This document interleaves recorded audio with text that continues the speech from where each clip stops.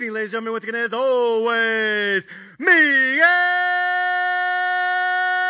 Magallon. And as always, President, Founder, CEO of Magallon Entertainment. Good evening, ladies and gentlemen. Welcome back to the podcast. And tonight, ladies and gentlemen, on this special Saturday night as I'm recording this clip live, ladies and gentlemen, tonight, I want to talk about the real estate market. Tonight, I want to talk about the housing market. Tonight, I want to talk about all these bitch ass real estate agents that are trying to tell me that it's going to be okay, trying to tell me that it's rainbows and unicorns, trying to tell me and convince the general it's going to be alright. Tonight, ladies and gentlemen, I want to talk about motherfucking mortgage rates. And I want to talk about what I think mortgage rates are going to do. I want to talk about what mortgage rates are doing today. I want to talk about what mortgage rates are doing tonight. And I want to talk about what mortgage rates are going to do in the future. So, ladies and gentlemen, when I'm about to educate you, when I'm about to drop knowledge up in this motherfucker, when I'm about to teach you some shit, what time it is on my podcast? Oh, that's right. Get the pen in the pad, get the pen in the pad, get the pen and the motherfucking pad. And let us begin. So, mortgage rates. Let me backtrack this real quick, because you guys know me. Y'all know the motherfucking general. You guys know me by now. You guys know me. I'm ruthless, I'm aggressive, and damn it, sometimes I'm motherfucking violent. But you know what? I think more people need violence in their life. I think most people need a little bit more testosterone, a little bit more aggression in their life to get them going. And I also think there's a lot of people in America and a lot of people around the world. I'm just being honest, America.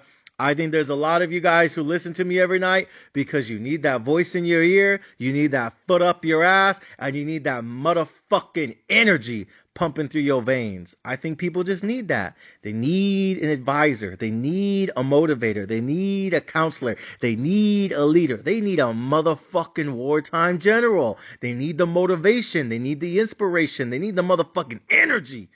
So here I am. Just got done drinking two Red Bulls back to back. Got another one in the fucking freezer. I'm about to start recording all night. I'm gonna be recording all night up in this motherfucker. I really am. You know, stand the fuck by. I'm probably gonna release like 6-7 clips tonight or in the next 48 hours. I'm gonna be going nuclear up in this fucking podcast soon. But I digress. Let's get back to it. Mortgage rates. Okay. Mortgage rates. I want to take a step back and I want to go in chronological order, right? I want to tell you where we've been. I want to tell you where we are. And I want to tell you where I think we're going, right? And I do that with everything. I do it with Tesla stock. I do it with Apple stock. I do it with Amazon. I do it with charging stations. I do it with Bitcoin. I do it with crypto. I do it with the economy. I told you guys about when this recession started, even though you guys didn't want to believe me. Then I told you we entered wave 2 of the recession. Everyone told me it wasn't that bad. It's just a slowdown. It's just a softening. And then I told you we entered wave 3 of the recession, and people were saying, no, it's not that bad, Miguel. Calm down. You're over exaggerating. You're getting all worked up over nothing. The economy's fine. The economy's not that bad. It's not going to crash. The government would never allow it, Miguel. Then we entered wave 4 of the recession, and then people are like, okay, it's getting a little bad, but it's not going to get much worse than this. It's not going to get much worse, General. Now we're about to enter wave 5 of the recession in January. And again, when we enter wave 5 of the recession, I will come out with a clip called Wave 5. Entering wave 5 of the recession, welcome to the gates of hell. Because when we enter wave 5 of this recession, and I've been talking about it for weeks and weeks now, when we enter wave 5 of this recession that begins in January, Jay Powell in this Federal Reserve is going to scorch the fucking earth into oblivion. But you guys aren't ready. You guys aren't prepared. You guys don't want to listen.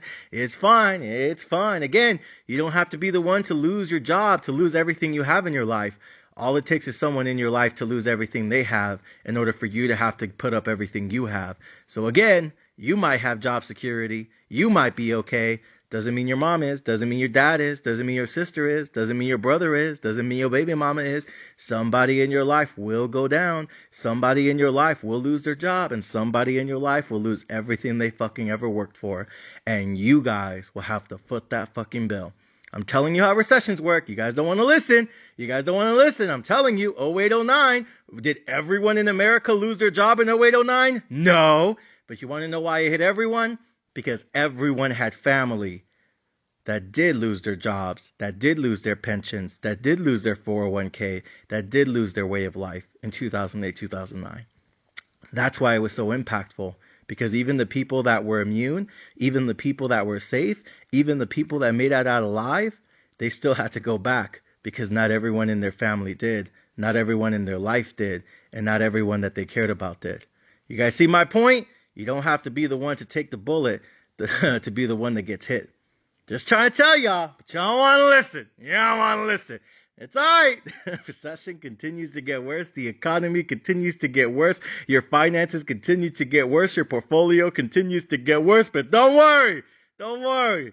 It's all fine. It's all okay. Not that bad. I'm the one that's exaggerating. I'm the one that's offsides. Even though you guys told me all summer it wasn't going to be this bad. But anyways, digress again. So, let's go back in chronological order, America, because I want to go back to the beginning. I want to go back to the beginning. Like I said, we're going to start from the beginning. We're going to go to where we are today. And then I'm going to tell you, in my opinion, in my estimation, where we're going tomorrow. Some of you will listen. Some of you will tell me to fuck off. Some of you will get rich. Some of you will stay poor forever. Some of you will become multimillionaires. And some of you will still be working paycheck to paycheck 5 to 10 years from now. It's okay, America. What do I always say?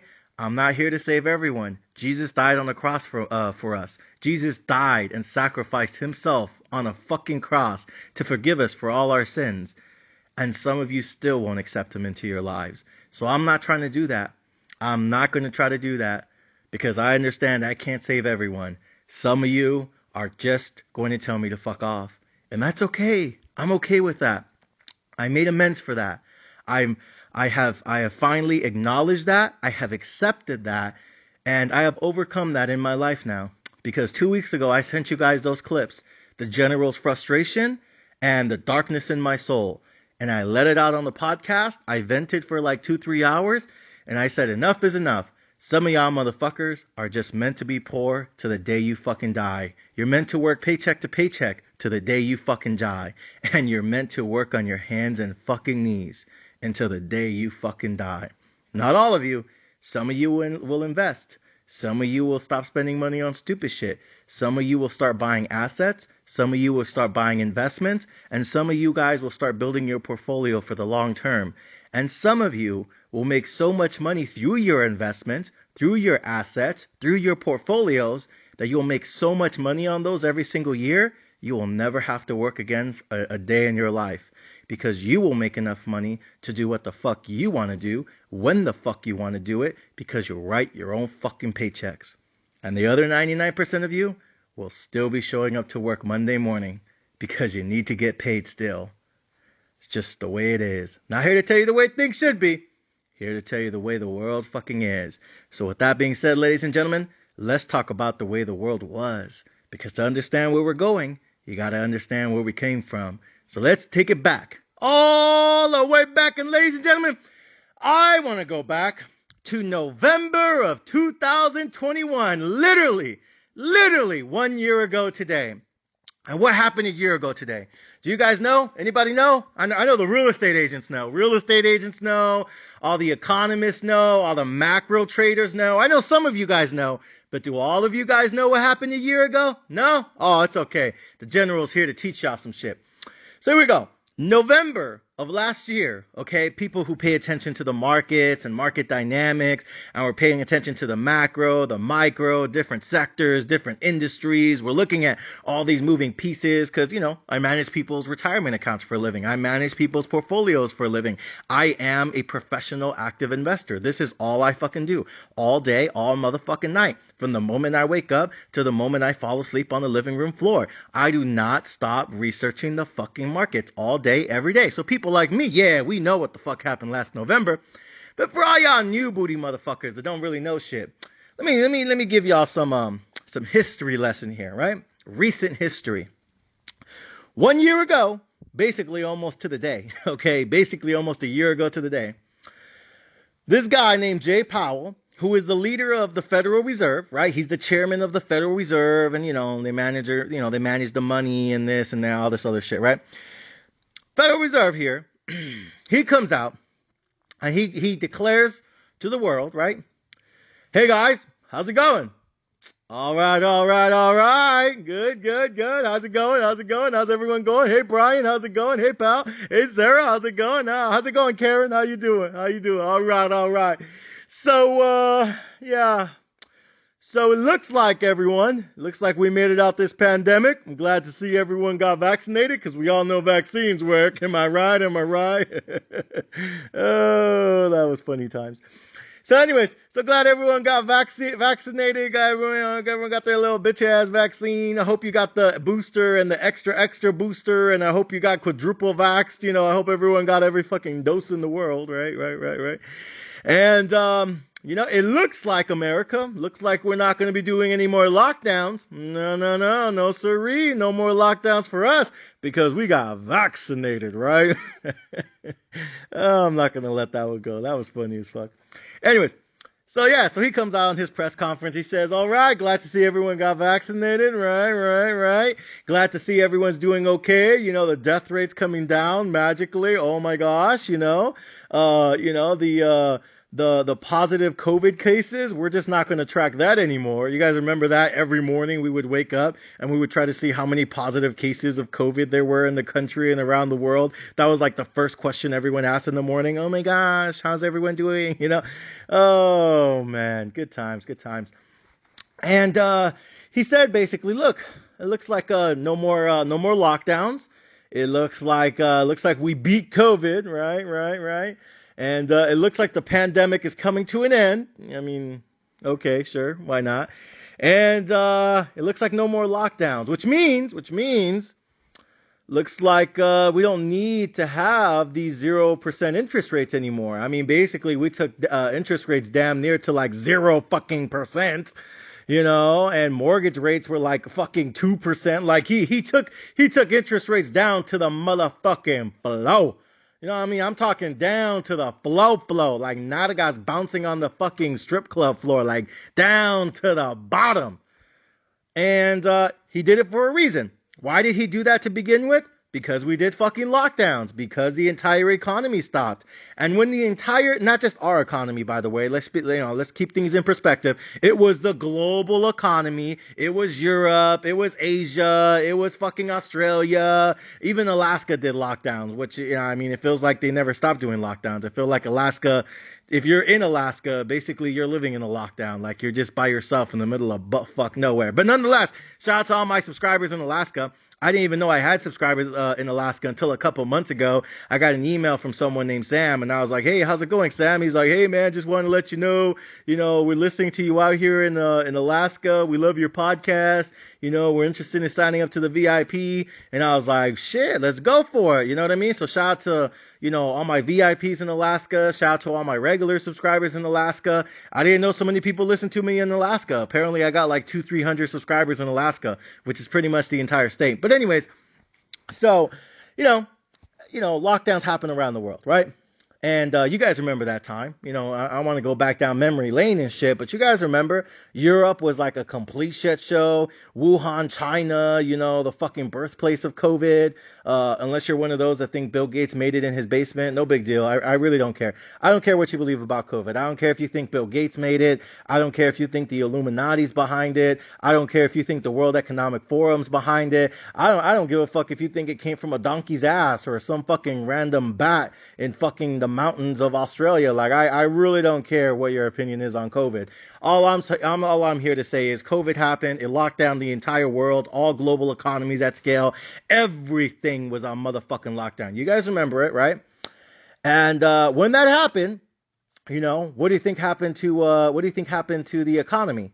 Well, the entire economy basically froze. Everything was closed. The bars were closed, restaurants were closed, the malls were closed, fucking everything was closed except the grocery stores and the hospitals. Basically, everything else in America was just locked the fuck down. Businesses weren't making any money. Companies weren't making any money. People weren't getting paid. That's why we had to come out with like boosted unemployment, and stimulus checks out the motherfucking ass. And, everything was basically halted to a standstill, right? And when that happened, what do you think happens to the stock market? Stock market fucking just gets slaughtered, gets destroyed, gets fucking it got annihilated. It really did. The stock market crashed like 30% in 30 days. Like this bitch was going down every day. By the way, that reminds me, shout out to all my day one subscribers. Because for everyone who is listening to the podcast, like my first 300 subscribers in the entire world, for those of you guys who were listening to my podcast back in January of 2020, February of 2020, March of 2020, thank you guys for listening to me for so long. You guys been listening to the podcast for 3 years. Your portfolios are up like 1000x since you guys started listening to me. Shout out to all my day one subscribers back in January, February, and March of 2020. Because I remember in January, February, March of 2020, when I started this podcast for the first time ever, I remember I started the podcast because I was getting asked a lot of questions about the stock market and a lot of questions about COVID and a lot of questions about Bitcoin and a lot of questions about the economy and a lot of questions about, what's going on around the world, because there's a lot of people that know that, I'm a professional investor. I'm an active investor. All I do is investing. All I do is look at markets. And a lot of people knew that I was helping a lot of people out with their portfolios, and a lot of people, I've been helping out with a lot of people with like their retirement accounts for a long time now. And so in the early days of this pandemic, there was a lot of people that were blowing me up every single day. Miguel, this was before I was the general. This is just when I was just, Miguel on the podcast. You know what I mean? And everyone's just blowing me the fuck up left and right. And I went from like, I would get like 1 or 2 text messages from friends and family, here and there. And then all of a sudden, when this pandemic started really kicking off in Europe and Asia, next thing you know, I'm getting about, I want to say like 137 to 237 text messages a day. About like usually between like 100, maybe 200, maybe on a busy day, 300 text messages a day. And then by the time COVID started spreading in America and the stock market started officially crashing, that's when I was getting about 1,700 to 3,700 text messages in a day. And it was just nonstop every fucking day. Like I would wake up and I would have about 1,400 to 1,900 text messages unread. And then, throughout the rest of the day, I get another 3,000 text messages throughout the day. And it was just a lot.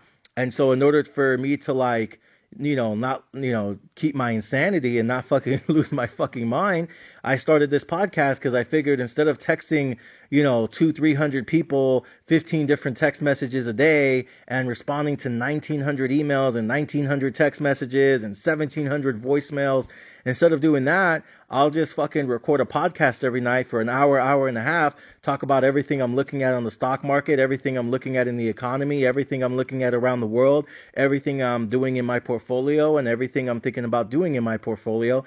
And I'll just talk about it for an hour, hour and a half every night.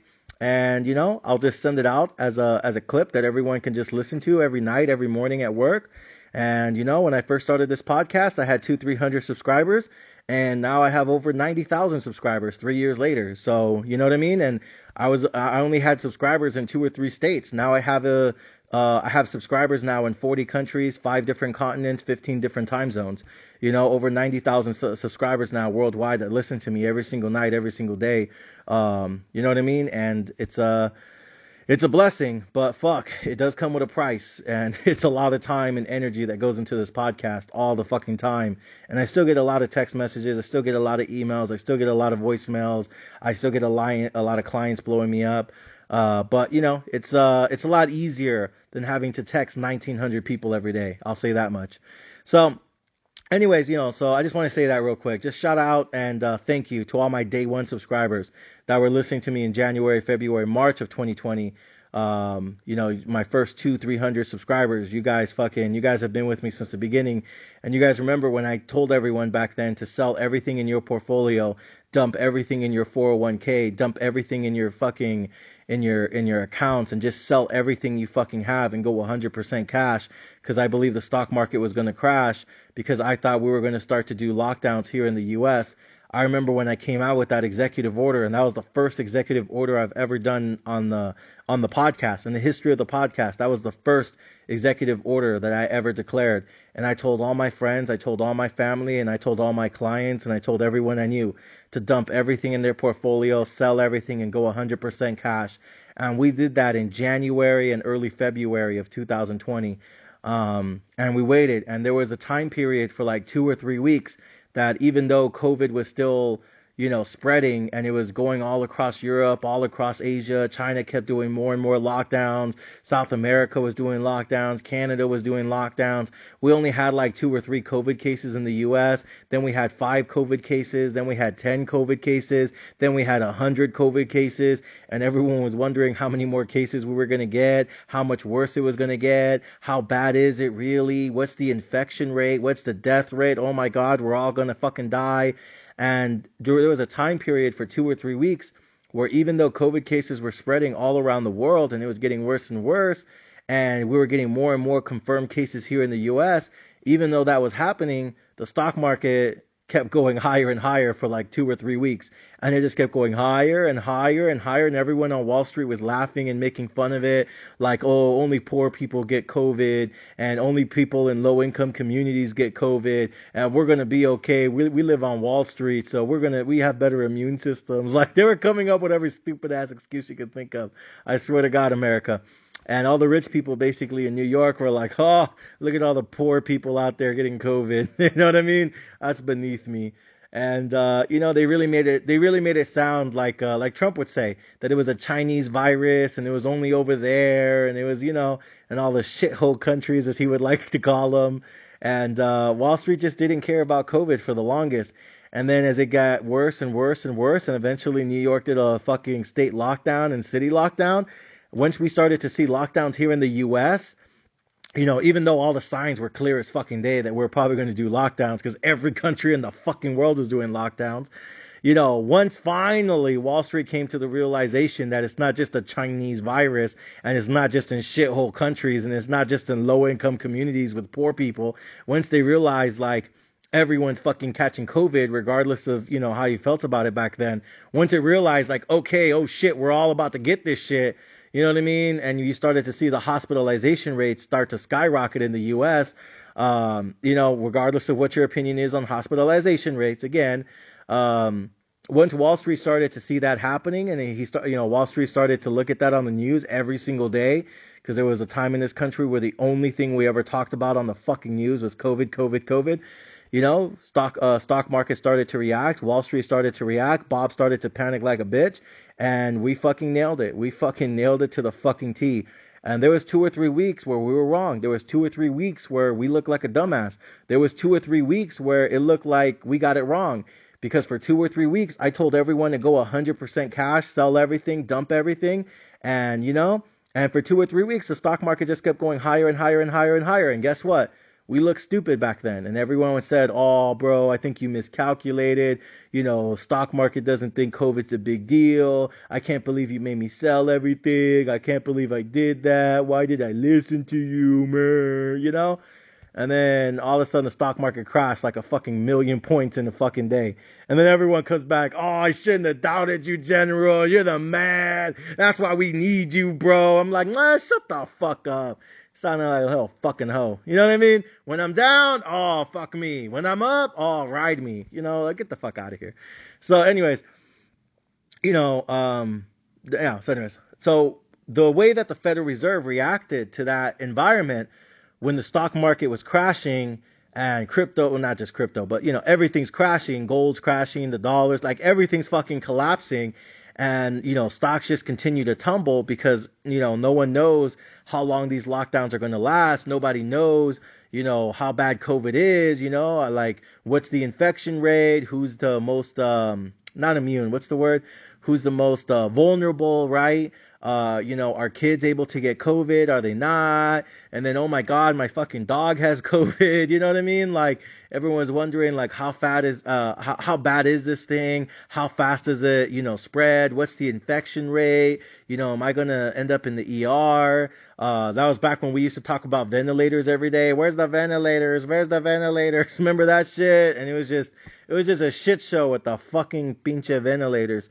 And, there was a lot of panic, you know what I mean? And that's not to make fun of it. I think we had a right to panic to a certain degree. I mean, it was a shit show. Let's just call it what it was. It was a shit show. It was scary times for a lot of people. And with that being said, Wall Street didn't take it seriously at first. They thought everything was going to be rainbows and unicorn. They thought everything was going to be okay. And eventually they realized that it's not. And then eventually they realized that states and cities and different counties and districts were going to start to do lockdowns just like they're doing overseas. Whether you agreed with it or not, Wall Street finally realized, like, oh shit, maybe the entire country does a lockdown. You know what I mean? And even if it doesn't, the rest of the world is doing lockdowns. And most of our companies and most of our businesses do business around the fucking world. So, you know what I mean? So the stock market started to tank, right? And when that happened, everything was just going lower and lower and lower. And the Federal Reserve had to step in and said, we can't let this thing get too bad on the stock market when it comes to, asset classes. Because if we don't step in here and provide some kind of liquidity, then what's going to happen is a lot of these stocks are basically just going to keep tanking. And if they keep tanking, we're going to have economic unrest because everyone's pension's basically going to go to zero. Everyone's 401k is basically going to zero. Everyone's fucking net worth is basically going to go to zero. We're going to go back to the fucking medieval days. We're going to go back to medieval times. And so the Federal Reserve had to step in and basically said, no, we're not going to, let everything basically just fucking die and go to zero, not on our watch. So the Federal Reserve, along with Congress and Senate, they all step in and they provide the biggest liquidity boost in the history of the world.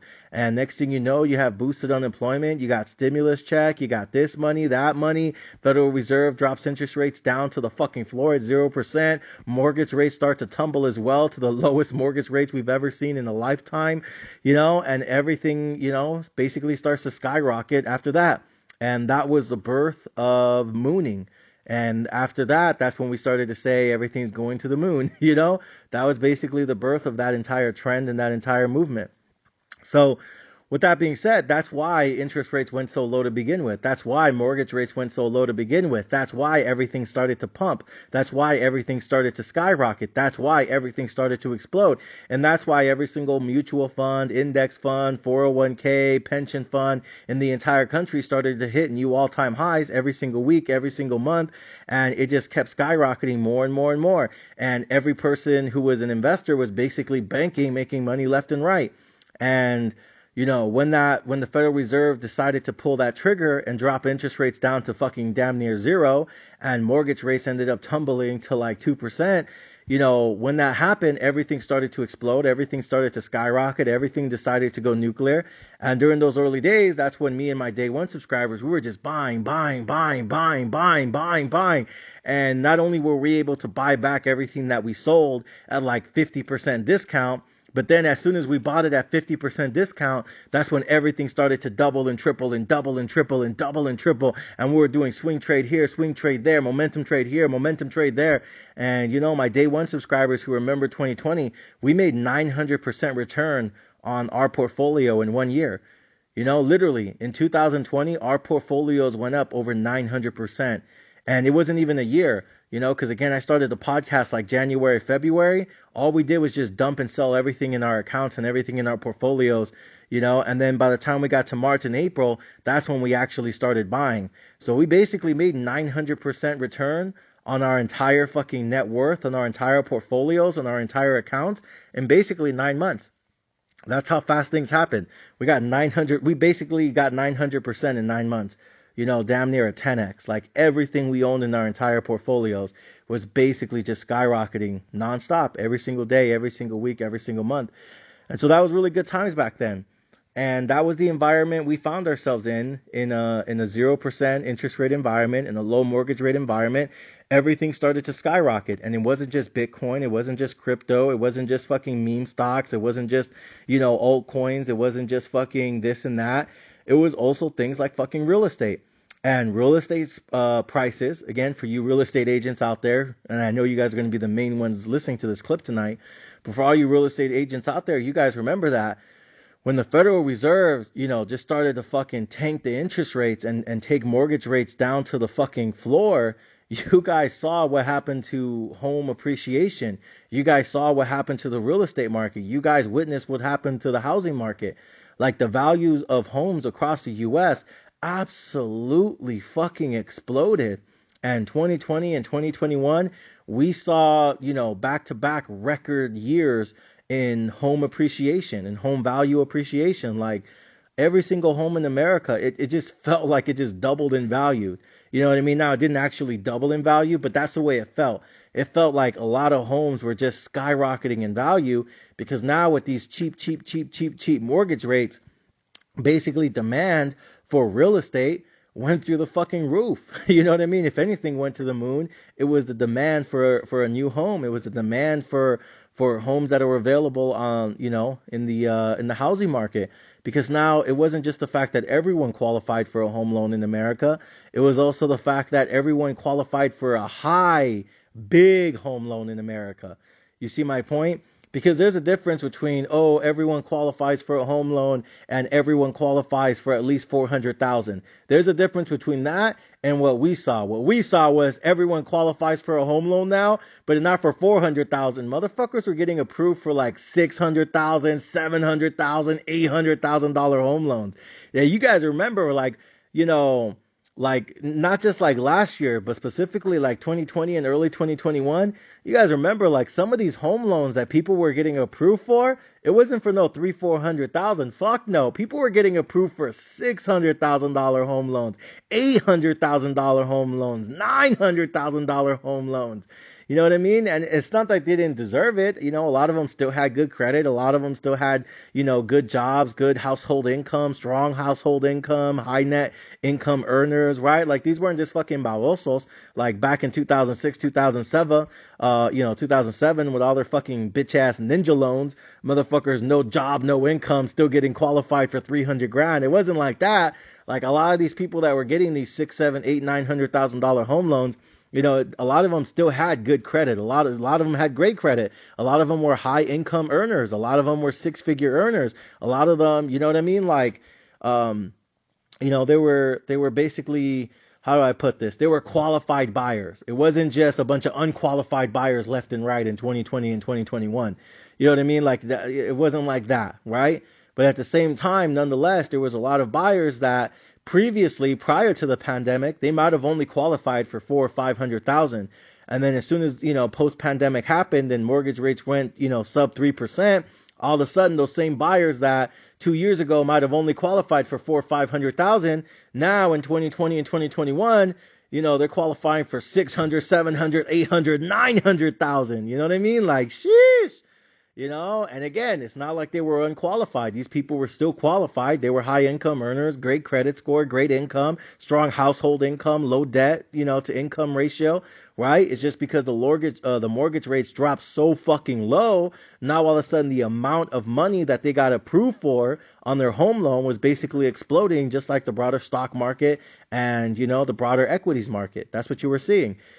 So in that environment, there was a lot of appreciation in all asset classes, not just crypto, not just Bitcoin, not just stocks. It was also happening in real estate, and it was happening in real estate in a big way. And I think that's why, when you reflect on 2021, one of the things that I reflect on the most was how often we would go on social media and, and you guys, especially you millennials, you guys will remember this. It felt like every time you went on fucking Facebook, every time you went on Instagram, every time you went on fucking bitch ass TikTok, every single time you were online, what would you always see? You always see friends and family talking about, yeah, we just bought our new house. Oh my gosh, we're officially homeowners. Oh my gosh, hashtag blessed. Oh my gosh, home forever. Coming out with all these bitch ass hashtags. You guys remember that shit? And then you had all these real estate agents. Yeah, y'all motherfuckers know you guys were doing this too. You guys were coming out with all your fucking little stupid ass YouTube videos and TikTok videos and Snapchat videos. And you were like, oh my gosh, it's such a great time to buy a home. Oh my gosh, this is such, a market. The market's on fire, guys. You guys remember that shit? The market's on fire. Oh my gosh, real estate's on fire right now, guys. You guys need to get in here and get a home as soon as possible. Oh my gosh, the market is so hot right now. This is the hottest market ever.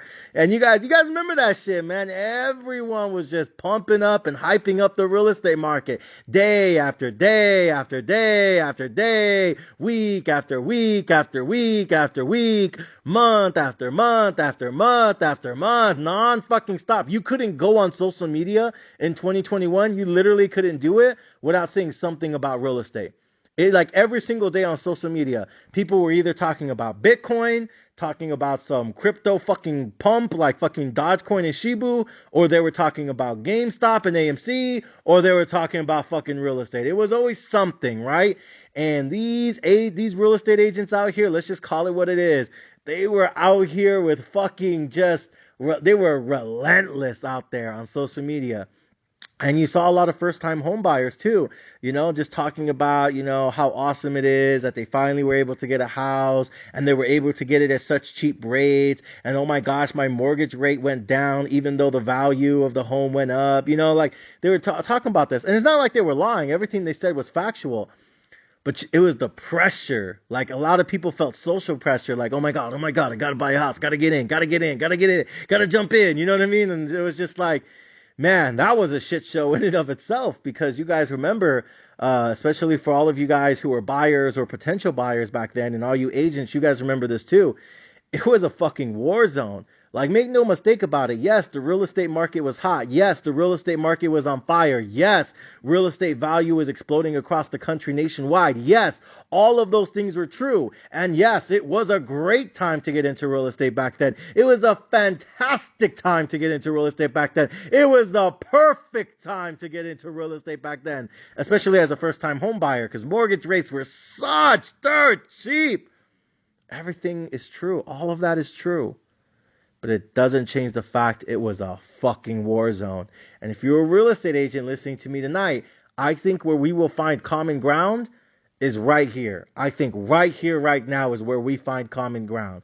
Before we get into where we disagree with each other, we will find common ground right here, right now. 2020 and 2021 was a fucking battlefield for buyers in particular. Why? Because mortgage rates were cheap. Mortgage rates were low. Everyone, especially if you were a qualified buyer and you had high income, no mames, you were getting that jumbo fucking loan, 6, 7, 800, 900,000. Motherfuckers getting approved for fucking home loans worth over $1 million. Like, people were getting approved for big ass, fat ass loans, right? And again, it's not like they were unqualified. These people had great debt to income ratios, great credit scores, fantastic credit scores. These weren't a bunch of fucking babosos like back in 06, 07. These guys are qualified buyers. But the point is, they were getting massive fucking home loan approvals, like the amount of money they were getting approved for dirt cheap fucking rates. Here's the problem. Here's where the fucking struggle happened. Every fucking qualified buyer was also getting the same fucking package. So what happened was, in 2020 and 2021, is, everyone, got qualified for a home loan, and everyone's getting approved. 500,000 for you, 500,000 for you, 600,000 for you, 600,000 for you, 800,000 for you, and everyone's getting approved for all these big ass fucking home loans, right? The problem was, everyone was getting approved for those big ass fucking home loans. And the problem for the buyers was, and me and Sherwin and Vegas Paul, we talked about this on the podcast all year long in 2021, was this thing called buyer's fatigue and the frustration around buyers. Why? Because what happened in 2020 and 2021 was all these people went to go look for a house, all these people went to go, buy a home, and what ended up happening? They would show up and they would get told to wait in line, because the fucking lines for these open houses were 30, 40, 50, 60 deep. Like, the lines to go see an open house in 2020 and 2021, especially 2020 with all the fucking stupid ass COVID restrictions, where only one couple can go inside the house at a time to go view it, and then you had to wait for that couple to finish viewing it and putting an offer, and then the next couple gets to walk inside and view the property, and then they get to put in an offer, then the next couple gets to walk inside, view the property, and put in an offer. Oh, stupid as fuck. But anyways, the point, great thing we all got vaccinated, right? Anyway, so I'm not going to let that go. Sorry, guys. I'm just not. That's funny as fuck. Anyways, so, during that time, it was just like, it was chaos. It was mayhem. It was borderline anarchy in certain markets, right? Because what you would have is, every time a home would go on the market, I swear to God, America, and real estate agents will back me on this. You guys will vouch. You guys will testify that I'm right on this, because I think we have common ground here. It was a struggle for real estate agents on the buy side. On the sell side, it was still a pain in the ass because you have to review every single offer that comes through to the buyer or to the seller. But from the buyer's perspective, oh my God, that was fucking war. That was war for real estate agents. Because what happens is you would see a lot of properties that weren't even good properties. Now, I'm not even shitting you. Like, I'm not being like hyperbolic when I say this.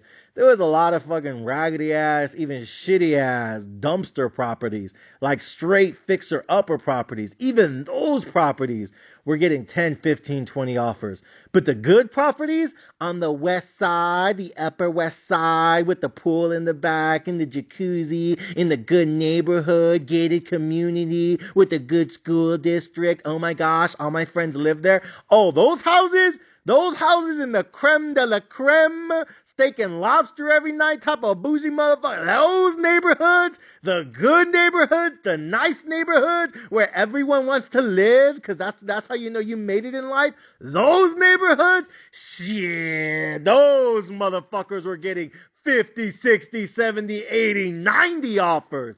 And again, every market's different, but that right there, that's something you could take to the bank. Like, I swear to God, America, I swear to God, I'm putting my hand up. I swear to God, Jesus, you know I ain't sinning. You know I ain't lying when I say this. The nice houses, the good houses in the good communities, those bitches were getting 40, 50, 60 offers. And it didn't take like a month to get that many offers. Those properties were getting 40, 50, 60 offers in a fucking weekend. Like, straight up. They were getting offers left and fucking right. Especially in big cities. LA, San Diego, San Francisco, fucking Santa Monica, New York. You know what I mean? Like, those neighborhoods, if a good property was on the market, it didn't even have to be at a good price. It didn't even matter back then. As long as it was in a good neighborhood, that's all that really mattered. I mean, boom, you're done, right? But if it was a good property in a good neighborhood, and it was in a reasonable price, shit, it was high rate robbery. I swear to God, call the popo right now. That shit was fucking robbery. That was fucking, fuck that. That shit was grand larceny. Like, straight up. They just took everyone for everything they had. But that was the environment that we were in, guys, And so that was kind of like the shit show. That was the clusterfuck for a lot of buyers, because what happens is, here you go with you and your wife, and again, me and Vegas Paul and Sherwin talk about it on the podcast, where there was a lot of frustration around mid-level buyers, so to speak, where they were qualified for enough home loan. The problem was a lot of buyers didn't have a lot of money down. And a lot of buyers were trying to enter the real estate market and buy their first home so they can raise their, family and stop having to live, with their mom and dad, stop having to live with their in-laws, stop having to live in the hood, stop having to live in the ghetto, stop having to live in an apartment complex as dirty as shit. You know what I mean? Like, they were trying to progress. They were trying to move up in life. They were trying to make it out the struggle, and they're trying to buy their first home ever. But the problem is, they qualified for a big home loan, because they have good income, they have good credit, they have good debt to income ratio, they have good finances, they have good, jobs, perhaps they even have a career. And, again, there's a difference, America. But, the problem was they were trying to come into this hot real estate market where, oh my gosh, it's on fire. And the problem was they were trying to enter the real estate market and they would only have $5,000, $10,000, $15,000. And normally that's enough to close a deal. Normally that's enough to buy the house. Normally that's enough to buy a home. The problem is everyone's qualified for that much. And what happens is there's a lot of people either A, trying to roll over equity from a previous existing property and roll it over into the new one, or B, they just had more fucking money than you. And so the problem was, when you see a property, especially again, if it's in a good community, in a good school district, in a good this, good that, and it doesn't have that many things you have to fix, shit, like at that point, yeah, those type of properties were getting 30, 40, 50 offers in one fucking weekend. I swear to God, talk to any agent. They'll back me on this. If that shit got listed on Friday, I bet your ass it was fucking getting sold Monday morning. Like, it was that fucking insane during the heydays. In the heydays of 2020 and 2021, shit, you couldn't find a fucking home that stayed listed on the open market after one weekend. Motherfucking houses were flying off the shelves. The demand was fucking insane. I'm telling you, especially good homes in a good area. Those homes, I swear to God, America, ask any agent, they'll back me. It would get listed on Friday. It'd be fucking off the market by Monday. I swear to fucking God. And this put a lot of pressure on fucking buyers because now all of a sudden you see the property goes up on the market on Friday. Your real estate agent calls you and they're like, hey, this this home is in the market. This is the area it's in. This is roughly what it looks like. We're not going to get time to, do an open house. You're not going to get time to view it in person, but here's some pictures if you like. You've probably seen them all by now. This is the area. This is kind of what you're thinking. This is kind of what it looks like. Are you in or are you out? Because if you don't put that offer right now, I got to hang up and I got to call another buyer who might be interested. Because right now, this home is probably going to get sold by Monday morning. Are you in or are you out? And buyers had to fucking pull the trigger. It had to be a fucking hairline trigger finger, right?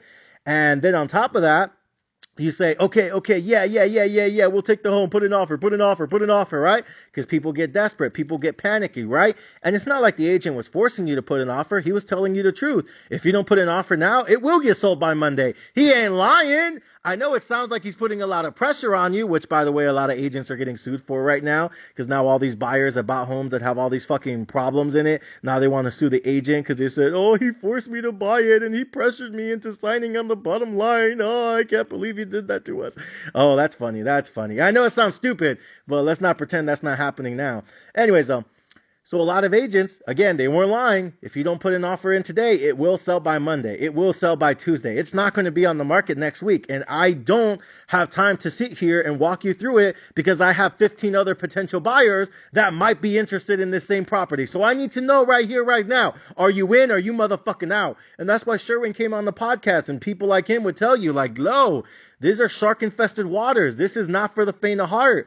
Like, I get it. Normally, in a normal environment, normal economic times, and normal, mortgage rate, interest rate, mortgage rate environment, yeah, you would have time to take 2 or 3 weeks to think about it. You would have time to go visit the home in person. You would have time to go see the property in person. You would have time to do an open house. You would have time to see what's wrong with it and what you have to fix. You would have time to negotiate with the seller. But bitch, this is a sub 3% mortgage rate environment. Everything going through the motherfucking roof right now. This bitch gonna have 30, 40 offers by Monday. We ain't got time to sit here and talk about it. We don't got time to sit here and debate. This ain't a fucking conversation. Bitch, please, I need to know, are you in or are you motherfucking out? Because if you out, I got 30 motherfuckers right now on the fucking dial ready to fucking pull that trigger. I need to know, are you in or are you out?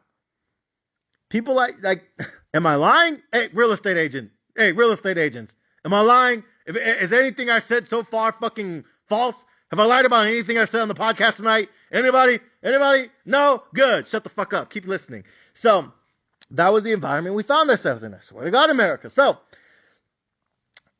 everything was very chaotic. It was frustrating, to say the least, for buyers. Because buyers are now in the situation during those 2 years where it was like, fuck, I really want to get a home. I really want to move out of my mom's house. I really want to move out of my in-laws' house. I really want to move out the apartment building. I really want to move out the neighborhood. I really want to move out the ghetto. I really want to move out the hood. I really want to move out this living situation. But fuck, it feels like every time we put an offer on a home, we always get rejected. And then we ask the agent, yo, it's been like 6, 7 times now. We keep getting rejected. And we keep getting rejected over and over and over again. Do people just not like us? And then Sherwin has to come on the podcast. And what do agents like him say? Bro, it's not about you. Don't make it personal. What do we always say? It's just business. That's all it is. Bernie Mac status, baby. It's just business. All right? Why?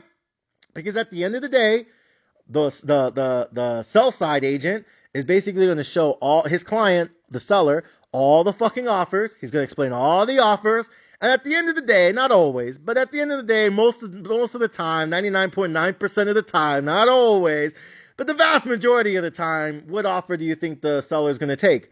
The biggest motherfucking offer with the least amount of work. Let's just call it what it is. Back then, if you were trying to sell your home, you didn't have to fix anything. Back then, when you were trying to sell your home, you didn't have to do shit. Back then, when you were trying to sell your home, you ain't gotta do a goddamn thing. Boy, all you did was sign the paperwork. Where my check at? Bitch, pay me. Back then, these motherfuckers didn't have to do anything. All they had to do was list the property. That's all they had to do. There was no fixing. There was no, you know what I mean? Oh, well, well, my client, he's not going to move in until you fix this and you fix that. And after inspection, we also realized that there's an issue here and there's a discrepancy here. Nah. In 2020, 2021, ain't nobody got time for that shit. Why? Because you're competing with who? 30, 40, 50, 60, 70, 80 other potential buyers.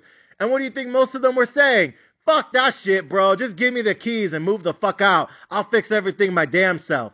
Now, of course, now they realize, oh shit, 2 years later, you know what? There was a lot more things wrong with the property than I had previously imagined. And upon further review, after living here for a while, I realized that all this shit's fucked up. And I feel like it probably wasn't a good idea to buy this home. And I'm going to try to get my money back. And I'm going to do that by suing my agent, suing the home builder, suing all these motherfuckers. Because I want to get out of this situation. Talk about buyer's remorse. Anyways, so the point is, though, a lot of buyers were just, it felt like, how do I say this? It felt frustrating because they were competing with so many other buyers. And it also felt panicky at times because when their agent calls them and tells them there's a market that's going to get put on the market, or a property that's going to get put on the market, and they only have a couple days to think about it, if that many, the agent wasn't lying when they say, if you don't put an offer, this house will be gone off the market by Monday, Tuesday. They weren't lying when they said that. But, you know what I mean? It doesn't change the fact that that does put a lot of pressure on a lot of couples. It does put a lot of pressure on a lot of, potential buyers, right? Again, I'm not here to tell you the way the world should be. Tell you the way the world motherfucking is. That's the way it was back then. Get the fuck over it. Sorry, And so that was kind of the frustration on the buy side. It was very chaotic. It was a fucking battlefield. It was a fucking war zone. And there was a lot of people, unfortunately, looking back at things. Hindsight's always 20/20, but there was a lot of people looking back at things. They purchased a property. They basically waived inspection, said, I'll take the property as is, because if I do that, it'll make my offer more appealing to the seller, because maybe I don't have the best offer. Maybe I don't have the most cash to offer. Maybe I don't have the best terms, but fuck it. I'll just take the house as is and you don't have to fix the damn thing. Maybe that'll entice the seller to, approve my offer above someone else that maybe has more cash than me, but they want to make sure that it's inspected first and that they fix everything before they, move out the house and they hand over the keys. But if a seller sees someone that says, I'll just take the house as is, just give me the keys and walk away, then yeah, they might offer less money, but at the same time, it's also less work. And so a lot of couples, a lot of buyers, they basically waived inspection, whether it was on, an old home, a new home, whatever the case may be. A lot of people just had very favorable terms, and they were basically trying to do like keys for cash almost. You know what I mean? Like it was borderline keys for cash in a lot of situations. But, that's a lot of buyers felt like that's what they needed to do in order to make the most attractive and most enticing offer, if that makes sense. Like they wanted their offer to look like the most appealing. And that's what you can do, especially when other buyers probably have more cash than you. That's kind of one thing you can do to kind of make yours look a little bit more favorable. Now, is that the smartest thing to do? No. But at the same time, can you guys understand why a lot of buyers would do something like that? Absolutely. Especially once you've been rejected on like 4, 5, 6, 7, 8, 9 different properties, and every single time they tell you no because you just don't have enough cash and they don't like your terms because you're asking for too much. Like eventually you're going to say, okay, well at this rate we're just never going to buy a home because $5,000 in this market just isn't enough. $10,000 is not enough ammo. $20,000 isn't enough ammo. In some markets, $50,000 isn't enough ammo. You know what I mean? And so if you're one of those couples, one of those buyers that are trying to enter the real estate market back then in 2020, 2021, and you're in a hot ass fucking real estate market and you're showing up with like 3,000 cash, 5,000 cash, 10,000 cash, and everyone else in the market is rolling over $100,000 worth of equity, or they got $100,000 worth of cash, and there you are with your 6-7 grand. You know what I mean? Like, are you really gonna, do you really stand a chance against these guys? Not really. So that's why a lot of times people did stuff like that. They would waive inspections, they would waive this, they would waive that. They were basically saying, please just give me the keys, walk away. I'll take everything as is and I'll fix it, my damn self. I'll take over. You know what I mean? Like, I accept everything as is. Just please sell me the fucking house because I'm tired of living at my mom's. I'm tired of living with my dad. I'm tired of living with my in-laws. I'm tired of living in the hood. I'm tired of living in the ghetto. I'm tired of living in this dirty ass apartment complex. I'm tired of my living situation. And at this point, like, I don't even care if everything's fucked up. I'll figure it out my damn self. I just need to get out. I need to get me and my family out of the situation that we're in. So that's where that's why you see a lot of these situations. And now these people, right, are now coming all over the news and they're like, my real estate agent, he told me it was going to be okay and I needed to make a competitive offer. It's all my real estate agent's fault. Oh, I didn't know what I was doing.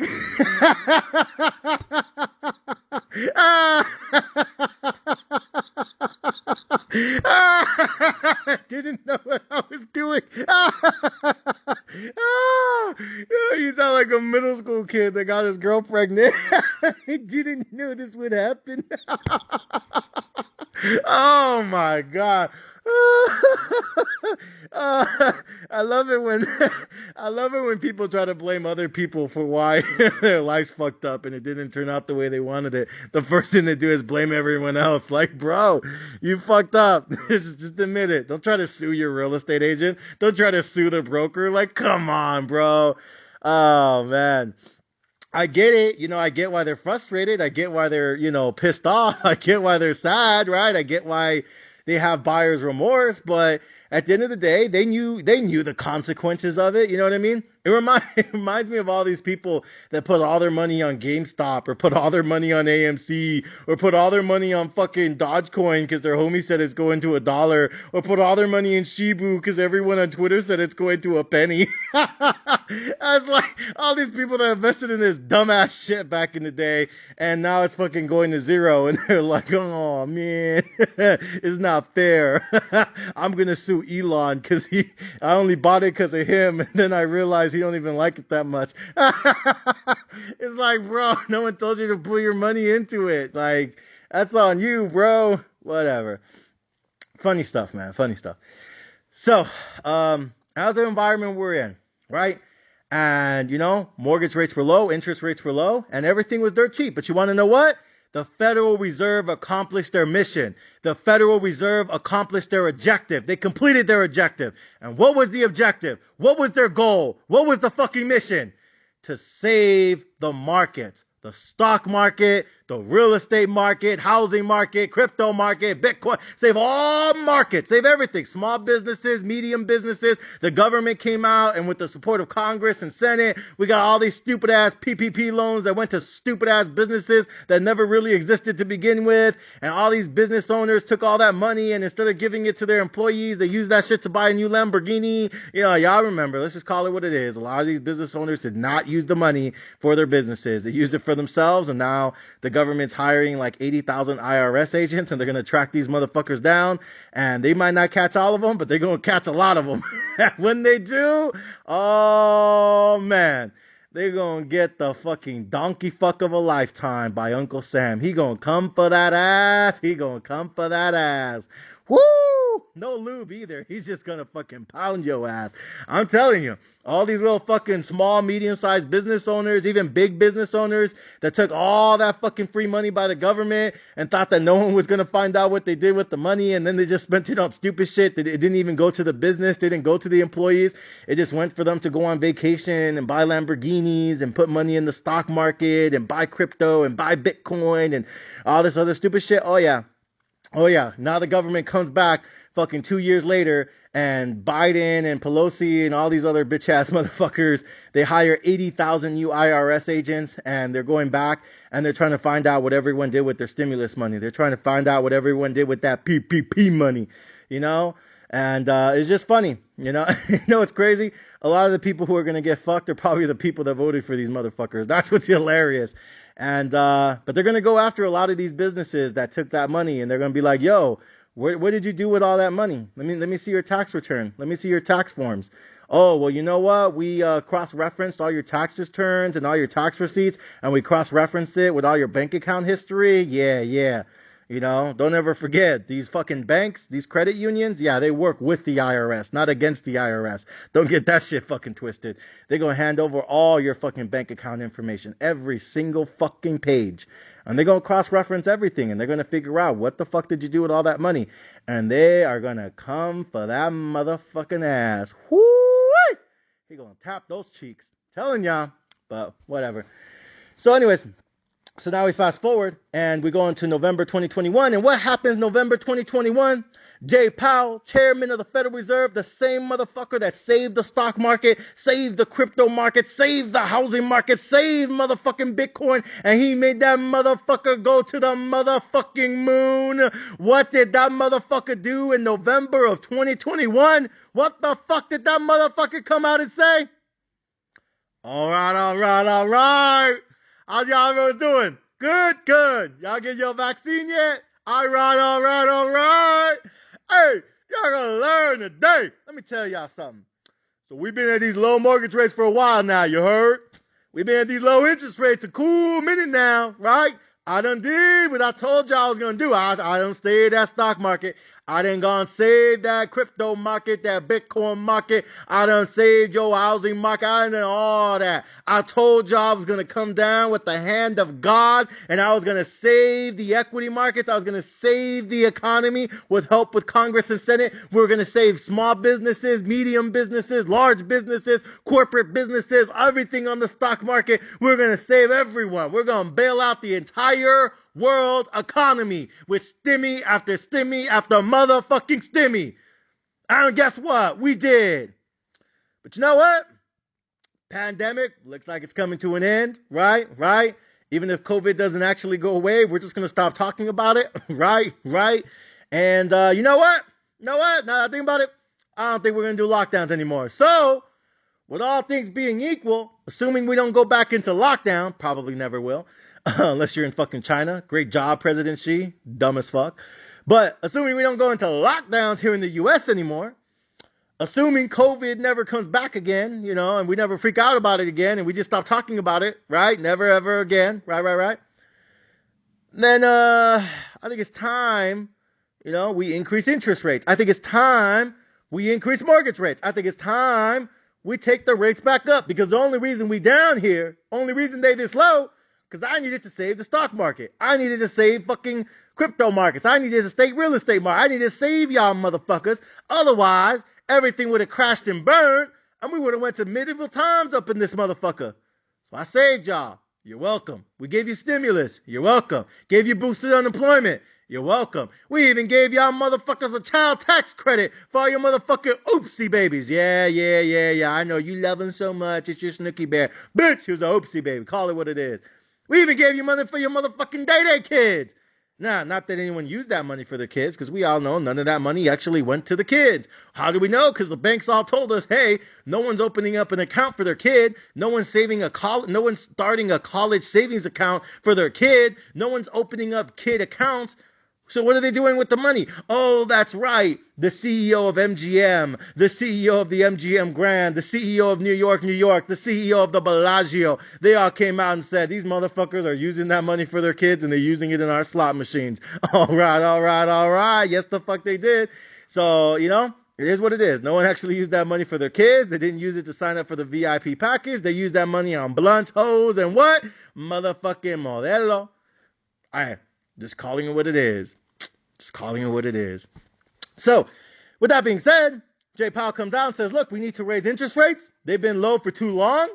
No more lockdowns. Economy's strong as fuck now. We printed all this free money, all this stimulus check. We did all this PPP bullshit ass loans. Didn't even go to the business. Didn't even go to the employees. Child tax credit money didn't even go to the fucking child. Well, all this fucking money out here didn't go to where it was supposed to go, but eventually, you guys ended up spending it, not investing it, and that's why you're poor, and somehow you're shocked, like it's science. But nonetheless, you know what? We did what we were supposed to do. I did my job. I did what I was supposed to do. I did what I was hired to do. But you know what? That time is done now. That time is gone. No more lockdowns. No more fucking, stimmy. No more boosted unemployment. No more free money. No. That's gone now. Now, we got to take interest rates back to normal. Now, we got to increase mortgage rates back to normal. Now, here's the kicker. They say, we're going to return things back to the way they were. And people said, okay, that's not bad. I mean, because Miguel, they shouldn't even be that way down low anyways. I mean, it was only for emergency purposes. It's normal that they increase mortgage rates. It's normal that they increase interest rates. It's normal. It's not that bad. Historically, we shouldn't even be this low. So it totally makes sense, Miguel. It totally makes sense. I was like, all right, I agree with you. I ain't even going to push back. I ain't got nothing to say. You right. But you know what? Markets have a funny thing. Markets have this tendency to overreact to the downside, and they have a tendency to overreact to the upside. But they also have a tendency to tell you when something's wrong. They also have this tendency to tell you that something's not right.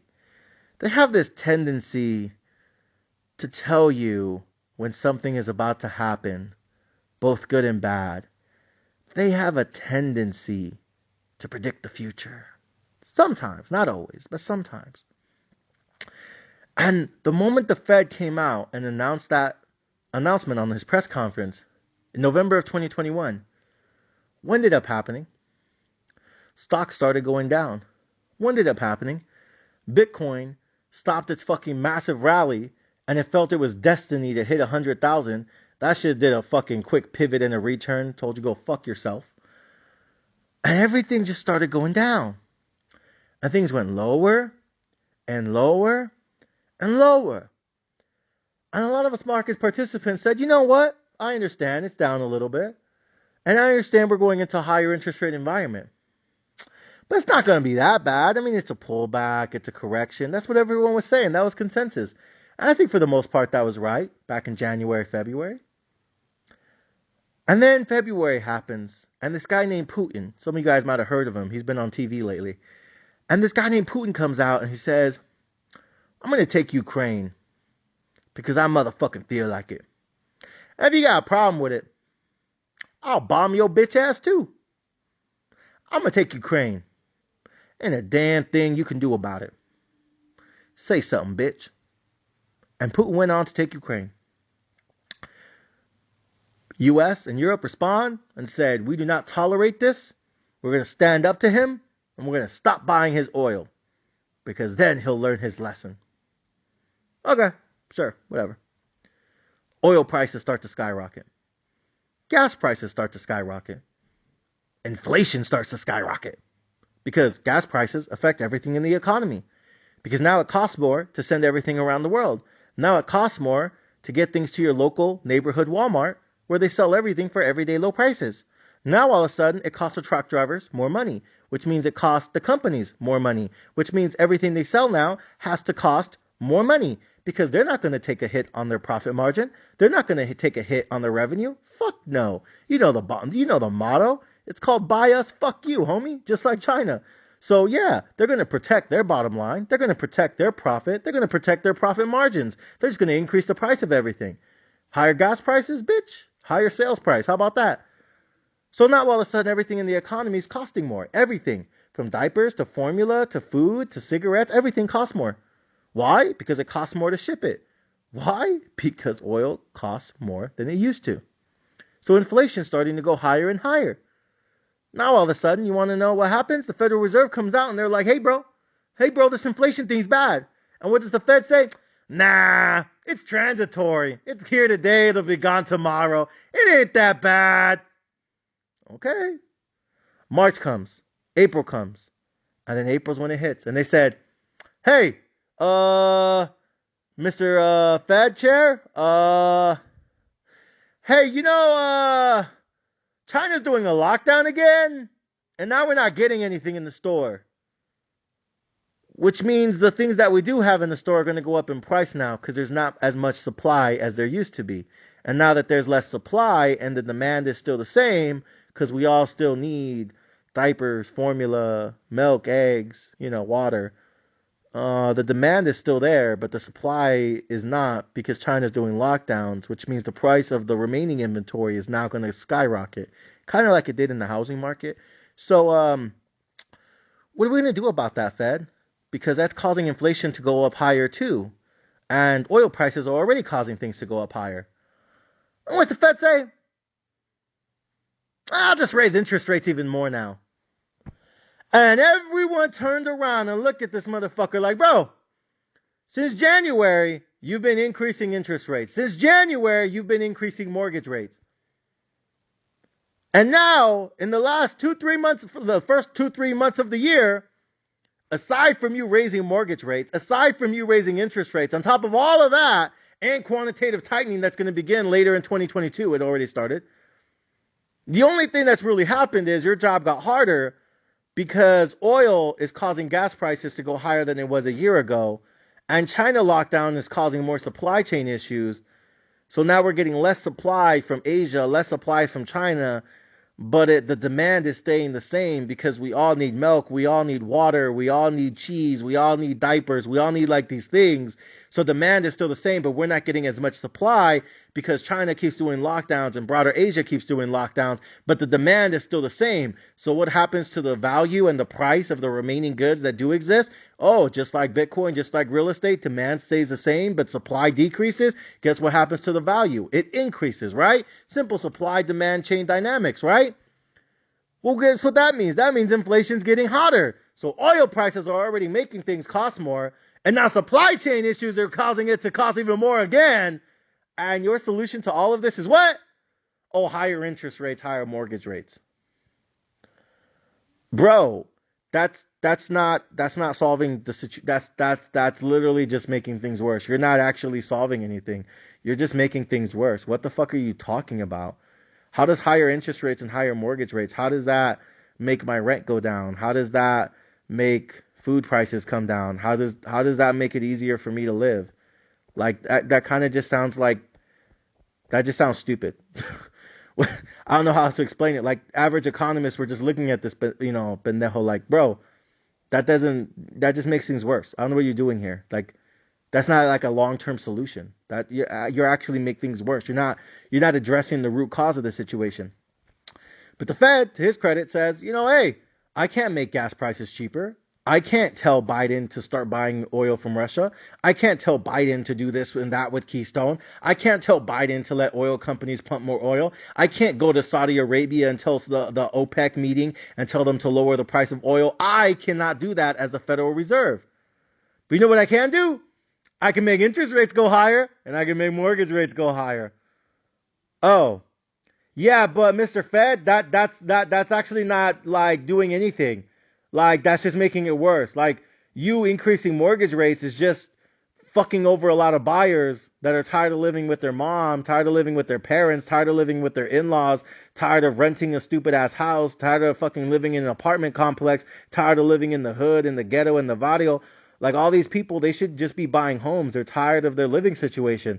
But if you force them out of the market and you increase mortgage rates too much and you lock them out the market because now they don't qualify for a home loan that's big enough to make an offer in their market, then they're basically stuck at their parents' house. They're basically stuck at their in-laws' house. They're basically stuck in that apartment complex. They're basically stuck with their landlord, which is just going to make rents go up.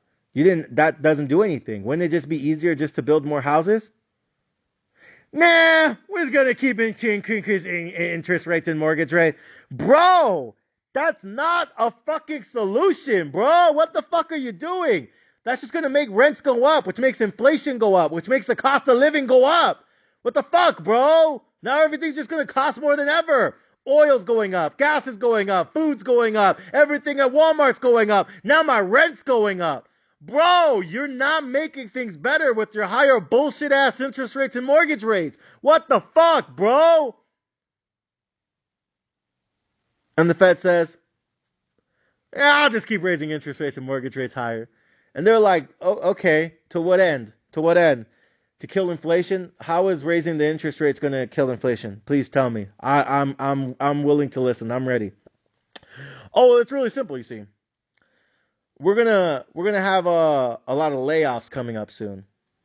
And when these layoffs happen and unemployment goes up and people are making less money in the economy and people aren't making as much money in the economy as they used to make, now all of a sudden there's going to be less spending because you don't have as much money to spend on stupid shit when you don't have a job. You don't have to go on many family vacations when you don't have a job. You don't do as many road trips when you don't have a job. And we're going to make you do other jobs instead that you didn't want to do, like minimum wage jobs, because they were beneath you, because you were above that, because you thought you made it in life, because you're past it in life, because you thought you were too good to do that. And we're going to make you take those jobs instead. Because there's a lot of jobs in this economy that aren't getting done anymore.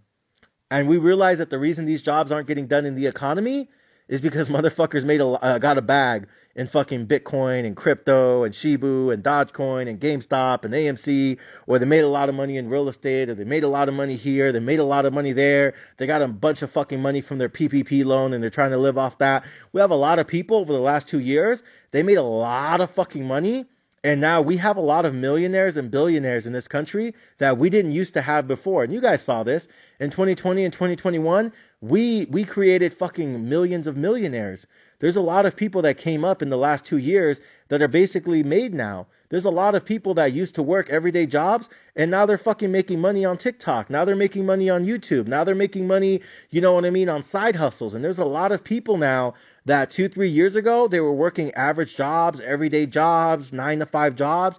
And now they don't have to because now they have a big ass portfolio because they signed up to the VIP package at Magallon Entertainment. Now they have a big ass fucking bank account because they made a lot of money investing in some stupid ass meme stock. And now they basically, you know, got $1 million.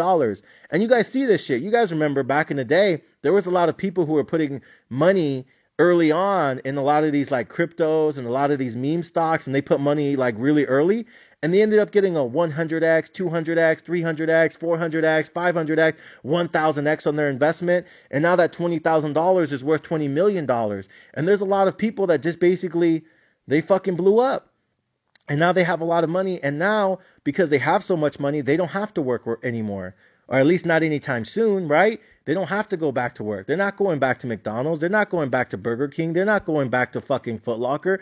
They're not going to go back there. Why? Because that $20,000 that they were just putting in to fuck around is now worth $20 million. That $1,000 is worth $100,000. There is a shit ton of people in this economy that went from working 9 to 5 and struggling and just putting a little money here and a little money there. Now some of their investments paid off big time, 10-fold, 100-fold, 1,000-fold.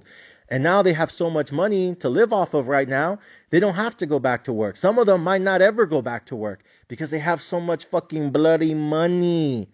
And so these motherfuckers now are out here just spending. And it doesn't matter how expensive things get. It doesn't matter what the price of gas is. It doesn't matter how much the fucking filet mignon costs at their favorite steak restaurant. Why? Because they motherfucking got it like that. Why? Because instead of spending money on bluntos and modelos, they were putting it in what?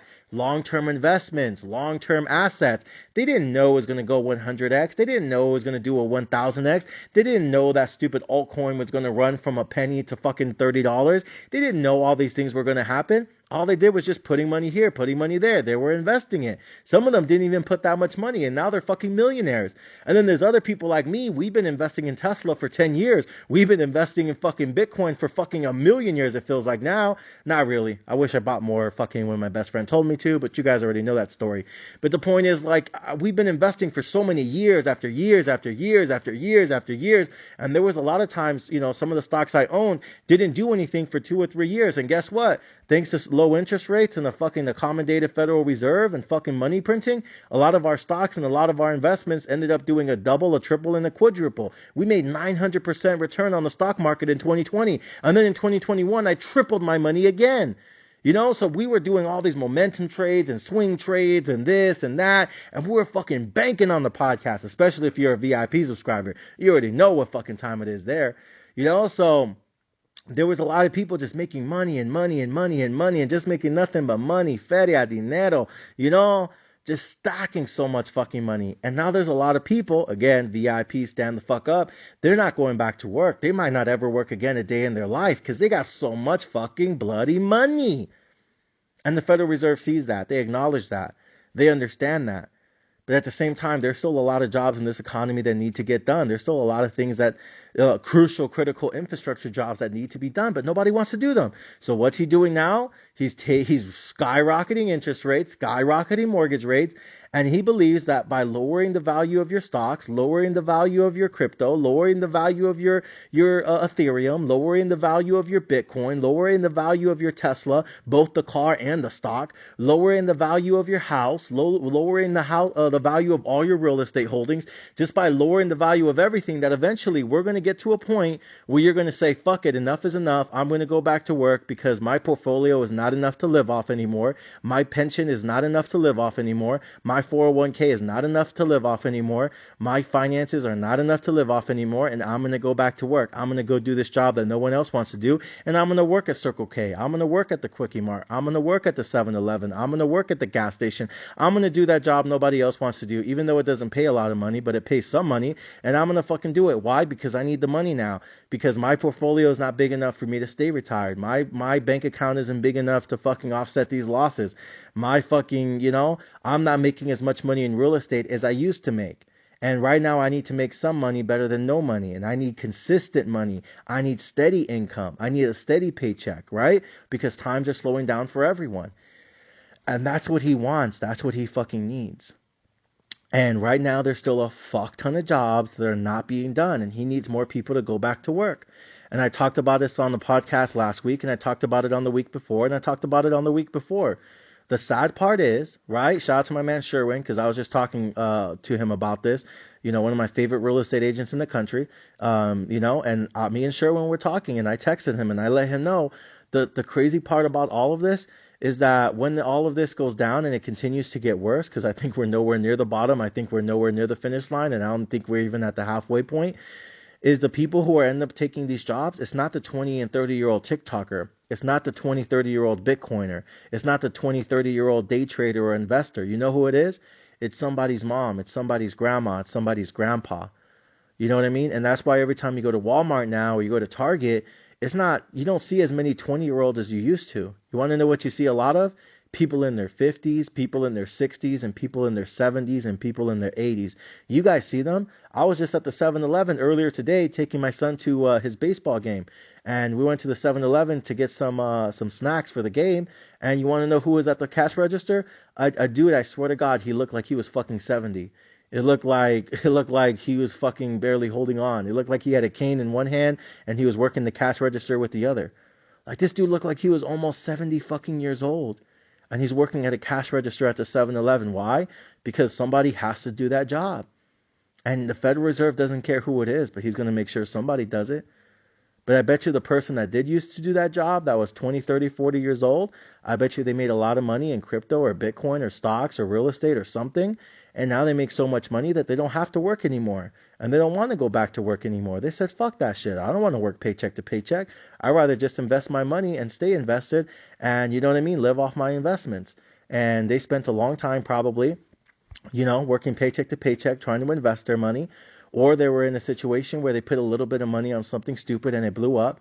Either way, it doesn't matter. They're basically in a point in life, they're in a place in life where they don't have to go back to work, at least not anytime soon. And if they don't have to, or they're going to hold out, then guess what? The Fed's just going to keep raising interest rates because somebody has to fucking replace them. And unfortunately, in this case, this morning, I saw a 70-year-old man working at the cash register at the 7-Eleven.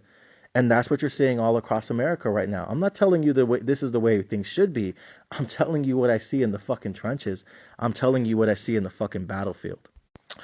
So that's what's going on there. And basically, this has been going on for a while now. This has been going on all summer. And this goes back to his point back in last November. What did he say? We need price stability, and we need things to go back to the way they were. And you look at that quote, go back to the way things were. A lot of people said, we can't go back to the way things were. Because you already let the genie out the bottle. You did so much money printing. You did so much Fed printing. You did so much government spending. We can't go back to the way things were. You know what I mean? Like, we still have limited supply. We have this, we have that. There's no way we can go back to the way things were. And you know what now Wall Street is starting to realize? You want to know what economists are starting to realize? He didn't mean we need the world to go back to the way things were. Because he understands that little TikToker bitch, that little Instagram thought, that little fucking YouTuber, all these fucking, Andrew Tates of the world, all these fucking little pendejos running around making a lot of money doing honestly nothing. Like they're not really contributing to the economy. But all these people who are just making a lot of money or made a lot of money in all these different adventures and shit, endeavors, they're probably never going back to work. So yeah, he understands we'll never go back to the way things were because those people are never going to go back to the lives that they had. And somebody else is going to have to replace them. And it's going to be all these old people coming out of retirement because now they realize that their Social Security and their pension isn't enough. And so now you have all these old people in the workforce who are 40, 50, 60 years old. And you have all these young people who are 20, 30 years old and they're retired and they're not going to go back. They're just going to keep living their best life and traveling the world. And that's why I always tell you guys, early retirement has nothing to do with age. It has everything to do with numbers. It just is what it is. Like again, I understand it. It's fucked up that he's 70 years old and he's working a cash register at the 7-Eleven. But at the same time, like, is it really that 20, 30-year-old's fault that he spent the first 5, 10 years of his life doing nothing but investing? And then eventually after 10 years, 5 years, he became a millionaire. After 10 years, he became a multimillionaire. And now he makes millions of dollars every single year, not having to do anything because his money works for him. His investments work for him. Now he can just live his best life, go wherever he wants to go, take his family wherever he wants to go, fuck all the fucking baddies in the club that he wants to fuck. He's doing whatever he or she wants to do with their life. They're living their best fucking life because they have financial freedom. They have financial independence. They have financial flexibility. They do whatever the fuck they want every day of their life. Is it really their fault that they made the right decisions in life and invested their money and not spent it on bluntos and modelos? Is that really their fault? No. Right? And also, if they were one of those Dogecoin bitches or Shibu bitches that just got lucky, put $1,000 and then it went to $100,000 or $200,000, so what? At least they fucking invested something into something. Some of you guys invest nothing into nothing. Like fuck. Everyone wants to hate on these bitches, but fuck, at least they did something. Some of you guys just refuse to invest. Fuck, some of you guys, I ask you guys to deposit $5 into your bank account every month, and you're over there like, I don't want you, it's my money, I want to go out with the homies. So on one hand, like, I know it's easy to make fun of all these Shibu bitches and GameStop bitches and AMC fucking monkeys and shit, Donkey Kong motherfuckers. I know it's easy to make fun of them, like, oh, they put like $2,000 and now it's worth $2 million. They don't deserve that money. I'm like, oh, and you do, bro? What the fuck? You spend $2,000 a year on prostitutes and another $2,000 on cocaine. I'm not saying you didn't have a good time, but fuck, don't hate him because he's worth $2 million and all you have is 2 STDs. I mean, damn. You know what I mean? Like, fuck, stop hating on these motherfuckers. At least they put something into something. Some of you motherfuckers, I always tell you on the podcast every night, you need to make investing a mentality. You need to make investing like a monthly mentality. Every single paycheck, every single pay period, every single month, all you do is put money into your portfolio. All you do is put money into your account. You need to invest some kind of money. It doesn't have to be a lot, but it has to be something. And you have to invest every paycheck. You really, really do. It has to be a way of life because this is a way of life, But instead, it's like, nah, bro, it's my life. I'm going to live it to the fullest now. I'm like, all right. But then you want to hate on these motherfuckers that made like $2 million on GameStop. Like, at least they did something. Fuck. So anyways, so the Federal Reserve acknowledges and they understand this, and they're going to cause more pain on the stock market. They're going to cause more pain in crypto. They're going to cause more pain in Bitcoin. Now, eventually, will all of these things go back up? Absolutely. Will all of these things eventually go back to normal and hit new all-time highs? Some of them, yeah. Now, GameStop, fuck no. AMC, fuck no. Shibu, the fuck out of here. You know what I mean? Like, some of these things, yes, they should have never gone that high to begin with, and I told you not to invest in them, but you guys didn't want to listen to me. Instead, you listened to your bitch-ass homie or that fucker in fucking YouTube or fucking TikTok, and they kept telling you to put all your money in Shibu because it's going to a penny, and Dogecoin's going to $1, and AMC's going to the fucking whatever, heaven, and GameStop's going to the moon, and you guys told me all this stupid shit, and I told you guys not to invest your money in it, and, it kept going higher and higher, even though I told you not to put your money in it, and then you guys called me stupid, and you guys called me a dumbass, and then 2-3 months later, you're like, fuck, right, you were right, General, that's why we need to listen to you, General, you're the man, General, yeah, that's why we need you, General. It's just like 2020 all over again. I tell you it's going to crash, you don't believe me. Then it crashes, you're like, oh, yeah, General, you right. Like, bitch, should listen to me the first time. Same thing with Shibu, same thing with the fucking doggy coin, the same thing with GameStop, the same thing with AMC, the same thing with Blockbuster. I mean, the list goes on and on, guys. But, It's like for 2 or 3 months I was wrong because it kept going higher and higher, and you guys called me a dumbass. And then when it crashes and all your money's gone and you ain't got nothing left, then you look back at me and you're like, fuck, General, I should have been investing for the long term. I should have been patient. I should have been disciplined. And I'm like, yeah, but you don't want to listen. So, anyways, with all that being said, guys, the Federal Reserve is not done in my opinion. They're nowhere near a pivot. They're nowhere near a pause. Like none of this is happening. And I think now we're at a place where there's a debate. There's a debate on how high the Federal Reserve is willing to take mortgage rates. There's a debate on how high the Federal Reserve is willing to take interest rates. There's a debate on how bad things are really going to get. And I think a lot of the bulls will acknowledge, and I think this is the second and last time that me and the bulls and me and a lot of real estate agents are going to hold the same ground here. This is the last time we're going to agree on things. But one thing we will all agree on is we all expected interest rates to go higher this year. We all expected mortgage rates to go higher this year. And we all expected, a little bit of a rebalance or a reset, or whatever the fuck word you want to call it, rebalance, reset, re-fucking distribution, right? We all acknowledge that that was going to happen this year and that was coming this year.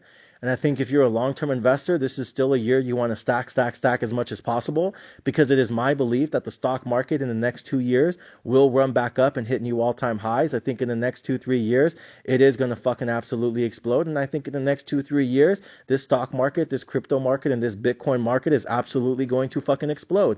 And I told you guys my reasoning behind it. Despite the fact that I think we're already in a recession, and despite the fact I think a lot of you guys could probably lose your jobs in the near future, and despite the fact that I think this recession is only going to get worse and worse, and despite the fact that I think interest rates are going to go higher and higher along with mortgage rates, I also believe that when Joe Biden runs for re-election in 2024, the Federal Reserve most likely will be done trying to kill inflation by then. And if anything, he's probably going to overdo it and absolutely collapse this economy.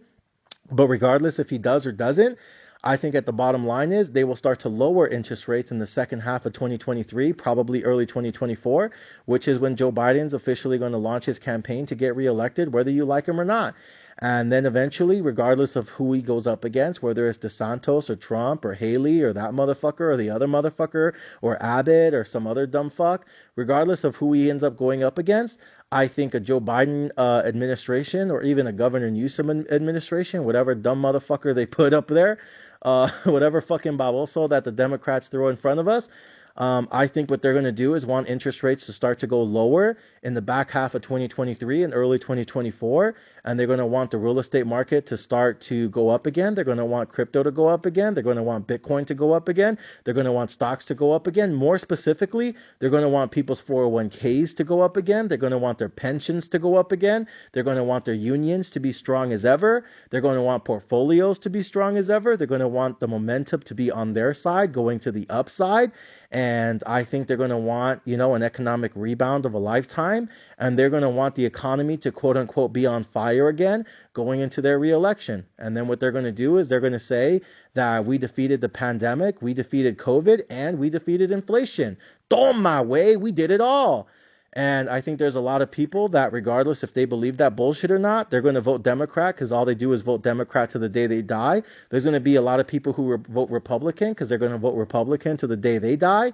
And I think there's going to be a lot of middle people. And I think a lot of those middle people are going to have to, the independents, they're going to have to pick and choose, what they want to believe in or don't want to believe in. But at the end of the day, I think what they're going to run on is the fact that they quote unquote defeated COVID, they quote unquote defeated the pandemic, and that they defeated inflation. And then if they do all of those things, even if it means causing a recession in the short term, but if they can start to lower interest rates in the back half of 2023 and early 2024, I think stocks are going to explode. I think crypto is going to moon again. I think Bitcoin's going to hit a new all-time high. I think everything's going to go nuclear, and I think this market's going to explode. I think all the bobs on Wall Street are going to celebrate because they're going to be able to validate that they're actually useful, even though they're really not. And you're better off just signing up for my VIP package. No big deal. And, I think everything's, I think the economy, especially with all that infrastructure spending, is going to be colossal for this economy. I think we're going to build a lot of shit in America, even though that really only causes inflation to go up more in the long term. But nonetheless, we're going to go back to building a lot of shit in America, even if it means at a more expensive price, because we don't want to be reliant on China anymore, at least not to the degree that we used to be, which I completely understand that. And so there's going to be a lot of jobs here in America that get created that didn't used to exist 10 years ago. But with all that being said, I think that's what's going to happen. And I think whoever ends up being, president of the United States in 2024, whether Joe Biden gets reelected or whether Papa Trump comes back into office or DeSantis takes over the nation or Governor Newsom's bitch ass somehow gets elected, don't even ask me how this motherfucker's doing it. I can't believe he's still the governor of California. You motherfuckers are stupid as fuck out there. But regardless of what ends up happening, I think that president is going to inherit a stock market that is at an all-time high, an economy that's absolutely booming and thriving because of things like the infrastructure package and the fact that we're creating a lot of jobs in America because we don't want everything to get built in China. And I think they're going to take over a strong economy. They're probably going to pass Bitcoin legislation sometime next year, if not the year after. So you're going to get Bitcoin finally legalized here in the U.S. and all the banks are going to be able to buy as much as they want, and they still do, despite all the bullshit that's going on with crypto right now. And I think there's just so many fucking, tailwinds that are just going to rally this stock market to a fucking new all-time high. And I think that's what the Democrats want. I think that's what any president would really want and need. And I think that's what's going to happen. However, in the meantime, in between time, as I always say on this podcast, I think short term for the next 6 months, I think this economy is still dog shit. I think we're nowhere near the bottom. I think we're nowhere near a pivot. I think we're nowhere near a pause. And so now the debate becomes, how much higher will mortgage rates go? How much higher will interest rates go? How much, worse is this stock market going to get? And I'm going to be honest. I think if you're a long-term investor and you're thinking about 5 to 10 years from now, even past 2024, even past 2023, regardless of whoever fucking the next president of the United States is, because that motherfucker's probably going to be a baboso también. But even past that motherfucker, fuck that guy, whoever that fucking he or she is. But you're looking out to 2026, 2027, 2028, 2029, 2030, and you look at all the technological advances that's happening in the country, all the technological breakthrough and advances in medicine and technology that's happening around the world on a daily basis. You look at all the things that SpaceX is doing. You look at all the things that Starlink is doing. You look at, all the developments in the next 10 years that's going to happen with the metaverse and with this and with that. Excuse me. And then we also have flying cars coming around the way and all these like EV toll vehicles that are going to start launching in 2023 and 2024. Literally, we got flying cars coming in the next 24 months. They're going to start off in big cities first, big metropolitan cities, because that's where all the money's at. I think eventually you're going to get legislation around drone deliveries. So that way drones can start delivering a lot of our e-commerce packages. I don't think that's going to happen in the next 6 months, but I do believe it's going to happen in the next 6 years, right? So again, if you're a 5 to 10 year investor, like we've always talked about, and you're thinking about long-term investments, something that's going to compound your money 10x, 100x, 1000x over the next 5 to 10 years and take you to a land where, a place in life where you have financial freedom and financial independence because you're spending the next 5 years buying assets and investments, not just bluntos and modelos. If that's your thinking and that's your mentality and that's your philosophy and you're willing to be a very disciplined and dedicated investor and you're going to put money into your account every single paycheck and not spend money on stupid shit like you guys do every fucking weekend, if you guys are seriously dead ass serious about that and you're tired of working paycheck to paycheck, hands on your fucking knees for that bitch ass supervisor who doesn't give a fuck about you, and you're ready for early retirement, you don't want to end up like that 70-year-old working at the gas station taking my fucking order, and you're willing to be the dude that's in his 30s and 40s driving the Range Rover, driving the Mercedes Benz, driving the Beamer Benz or Bentley, living their fucking best life. If that's really what you want and that's what you want to have in life and that's the life you want to have and provide for your next generations to come, if that's what you're really fucking serious about, then ladies and gentlemen, I think this is a stacking opportunity of a lifetime. But unfortunately, some motherfuckers just don't listen. But short term, how much worse can things get in the short term? Again, 6 months. It is my opinion mortgage rates go higher. It is my opinion interest rates go higher. The stock market refuses to listen to the Federal Reserve. The stock market refuses to believe the Federal Reserve. The stock market and all fucking markets right now just continue to believe that either inflation is going to come down in a meaningful way and we're going to be able to kill it quicker and faster than people, expect. The markets and market participants, more specifically, not the market, but, Bobs on Wall Street, They believe that inflation is coming down in a meaningful way. They believe that inflation's either not that bad or it's about to roll over completely. They believe that, this economy is still strong right now. They believe that the consumer is still strong. They believe that everything's rainbows and unicorns. And they believe that the Fed will pivot and they'll pause basically going into next year. And they believe that in early 2023, the Federal Reserve will stop raising interest rates. They believe in early 2023, the Federal Reserve will no longer be doing higher interest rates. They believe in early 2023, the Federal Reserve will no longer do another interest rate hike, and instead they'll do a pause. And then by summer of 2023, they'll start to lower interest rates. And that's what's going to cause a biblical stock market rally going into the second half of 2023. What I'm here to tell you guys tonight on this podcast is, in my opinion, it is my belief, it is my thinking that is an absolute lie. That is some absolute bullshit, and that is of nothing but hopes and fucking dreams that will get your portfolio destroyed. And I can be dead ass wrong about this, and if I am, I'll take it like a fucking man, because ain't no bitches on this podcast. But ladies and gentlemen, let me say this, and let me say it clearly, because I want every single subscriber, all 100,000 subscribers listening to me across the country and around the world in 40 different countries, 5 different continents, 15 different time zones. I want every single one of you motherfuckers to listen to me, and listen to me right here, right now. I do not believe the Federal Reserve will stop raising interest rates in 2023. I believe that the Federal Reserve will continue to raise interest rates in 2023. I think the Federal Reserve will continue to raise interest rates higher and higher in 2023. And I also believe that the Federal Reserve will continue to raise mortgage rates higher and higher in 2023. I am with the Bears. I stand with the Bears. I live with the Bears. I believe mortgage rates are going to hit 8% very soon.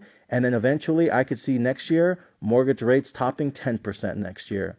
A lot of the real estate professionals and a lot of the real estate experts and a lot of the real estate agents across America believe that that is not going to happen. They believe that I'm being over dramatic. They believe that, I'm miseducated. They believe that this is not going to be the case. They believe that it's not going to be that bad. They believe that mortgage rates will top out and not hit 8%. They believe that mortgage rates will stay below 8%. And they believe that mortgage rates will never get to 10%.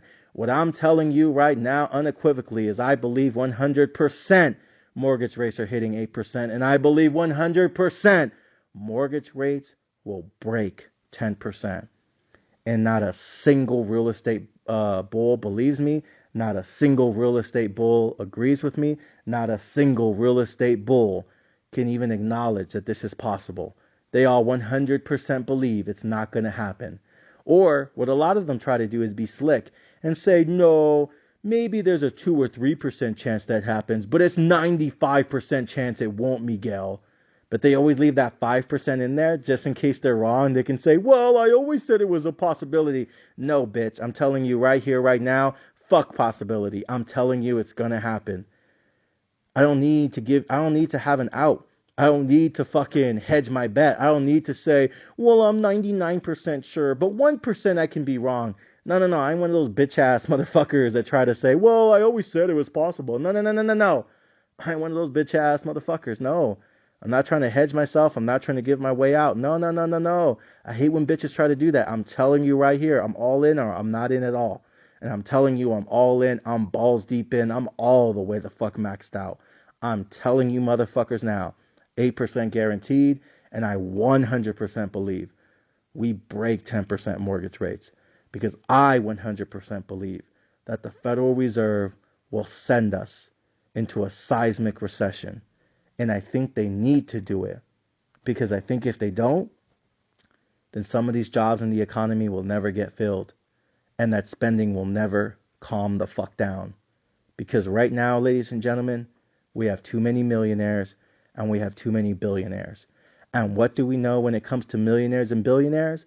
When these motherfuckers go out and eat, when these motherfuckers go out and party, when these motherfuckers go out to have a good time, they don't give a shit about prices. Because they fucking got it like that. And the Federal Reserve needs them to calm the fuck down. But because they have so much money, they don't need to. And I think in order for the Federal Reserve to get inflation to the levels that they want to get it, whether you think it's reasonable to achieve or not, 2% inflation rate is fucking crazy at this point. But if they're absolutely serious, and I believe they are, about getting to 2% inflation rate and getting labor market participation back to where they want it to be, to fill all these minimum wage jobs that nobody wants to do because they think it's beneath them, in order to accomplish everything that they're trying to accomplish, I think the only way that fucking happens is with 10% mortgage rates, stocks crashing another 30-40%, Bitcoin going to 10,000, and everything crashing and burning beneath our fucking feet, and nothing but pain and suffering in this economy. I think they need to send us into a seismic recession in order for it to happen. Some of you don't believe me. Some of you think it's going to be okay. Some of you think it's going to be that bad. Some of you think this is just a softening. Some of you think this is just a small correction. Some of you think it's just a small pullback. Bitches, please listen. This is a fucking war. This is a fucking war zone. And Jay Powell and the Federal Reserve is about to nuke this fucking battlefield. Ladies and gentlemen, prepare for fucking war. These are my statements. These are my beliefs. Ladies and gentlemen, thank you guys for listening to the one, the only, the motherfucking general. Magallon!